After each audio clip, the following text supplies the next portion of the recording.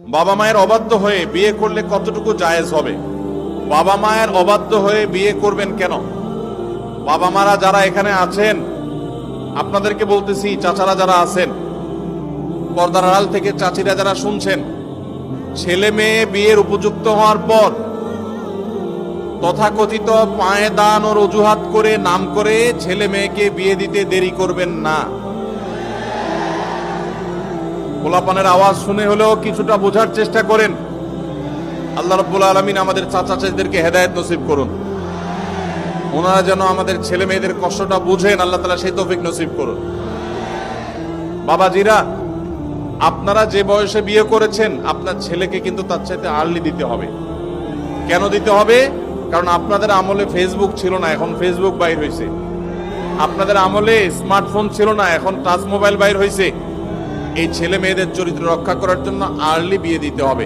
নবী করিম সাল্লাল্লাহু আলাইহি সাল্লাম বলেছেন, তোমার সন্তান বিবাহের উপযুক্ত হওয়ার পর তাকে বিবাহ দিতে দেরি করবে না। যদি দেরি করো তাহলে ব্যভিচারের মতো ফিতনা সমাজে ছড়িয়ে পড়বে। এই ফিতনা সমাজে ছড়ালে কি হয়? পশ্চিমাদের চাইতে বেশি কেউ বোঝে না। পশ্চিমারা বিবাহ বহির্ভূত সম্পর্ককে অ্যাপ্রিসিয়েট করেছে।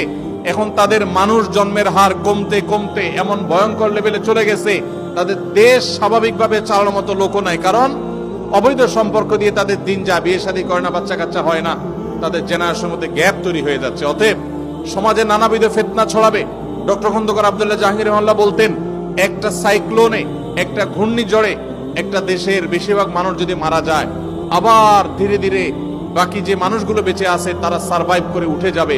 কিন্তু ব্যভিচার যদি একবার ছড়িয়ে পড়ে পৃথিবীতে, ঘরে ঘরে যদি ব্যভিচার এটা শুরু হয়ে যায়, বিবাহকে যদি নিরুৎসাহিত করা হয়, তাহলে সেক্ষেত্রে মানুষের জন্ম এটা বন্ধ হয়ে যাবে এবং মানব সভ্যতা পৃথিবী থেকে হারিয়ে যাবে।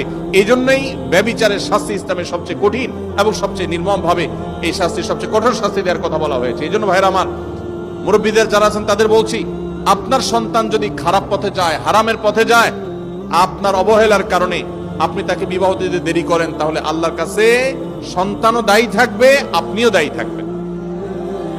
আর সন্তানরা যারা চিল্লাচিল্লি করছেন, ঠিক ঠিক করে বলছেন, আপনারা এই সমস্ত ঠিক ঠিক না করে কাজ কাম শুরু করে দেন। নিজেরা বেকার বসে থাকবেন, আর এদিকে বাপ মারে বিয়ে দেওয়ার জন্য আমার চিরকুট ধরে দিবেন। এটা তো কোনো সমাধান হতে পারে না। সবাই কাজ করবেন বেশি করে ইনশাআল্লাহ, আবার দোয়াও করবেন।